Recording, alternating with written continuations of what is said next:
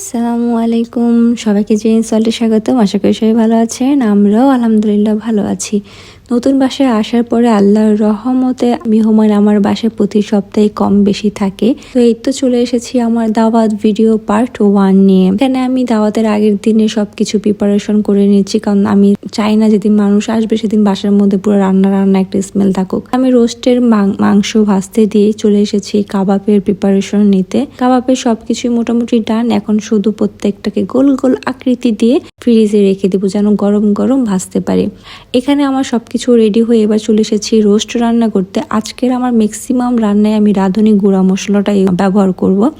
যেহেতু আমি কখনো রেডিমেড মশলা দিয়ে কোনো রান্না বাড়া করিনি, একটু সন্দেহ ছিল, কিন্তু এত রান্না চাইলেই সব মশলা আমি বাসায় রেডি করতে পারতাম না। মেয়েরই থাকার জন্য আমি হাতে গ্লাভস পরে নিয়েছি। আসলে গ্লাভস পরে কাজ করতে খুবই অসুবিধা হয় আমার কাছে। এখানে আমি গরুর মাংসের জন্য মিট কারি মশলাটা নিয়েছিলাম। একটু সন্দেহ কাজ করতেছিল যে কেমন না কেমন হবে, কিন্তু আলহামদুলিল্লাহ প্রত্যেকটা রান্নাই খুব ভালো হয়েছে, আর প্রত্যেকটা রান্নার ফ্লেভারও খুব সুন্দর ছিল।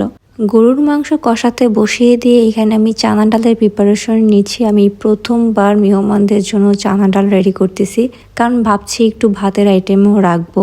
তার পাশাপাশি আমি পায়েসও রান্না করে একেবারে বাটিতে করে ফ্রিজে রেখে দিয়েছি। মোটামুটি রান্না গুছিয়ে আসতে আসতে আমার ভোর হয়ে গেছে। তারপর আমি একটু ন্যাপ নিছিলাম, আর ন্যাপের থেকে উঠে দেখি ভাই 12টা বেজে গেছে। তাড়াহুড়া করে কাজের স্পিড বাড়াই দিছি। চুলায় আমি অলরেডি ভাত আর পোলাও সাথে এক চা বসায় দিয়ে চলে এসেছি টেবিলটা রেডি করতে।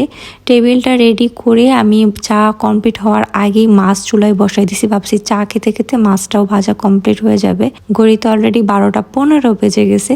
চা শেষ করে চুলায় আমি অলরেডি কাবাব ভাজতে বসিয়ে দিয়েছি। আর পার্ট 1 আমি এখানেই শেষ করছি। পার্ট 2 নিয়ে খুব শীঘ্রই দেখা হবে। সবাই ভালো থাকবেন, সুস্থ থাকবেন, আমাদের জন্য দোয়া করবেন। আল্লাহ হাফেজ।